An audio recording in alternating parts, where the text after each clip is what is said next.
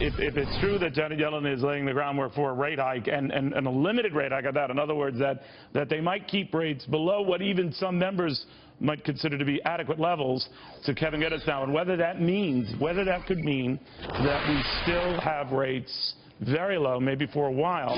I'm not saying one and done, but is your sense, Kevin, that it might be no more than a couple of rate hikes over this cycle? What do you think?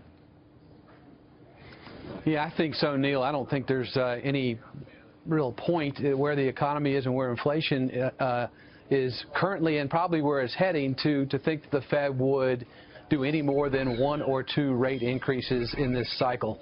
And so, you know, it's curious what they call transitory periods. When discussing inflation, we are probably approaching a year of a transitory period.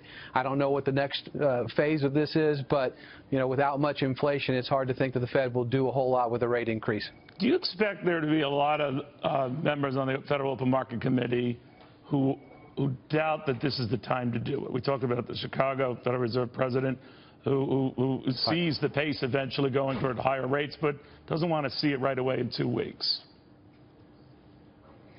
Yeah, I think, you know, if there is a hyper dove on the committee, it is Charles Evans, and I think he made his points known today.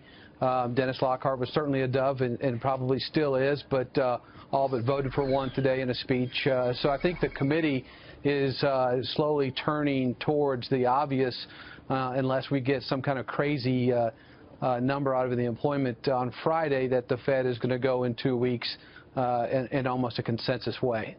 All right, we will watch very, very closely. Thank you very, very much. Now, we told you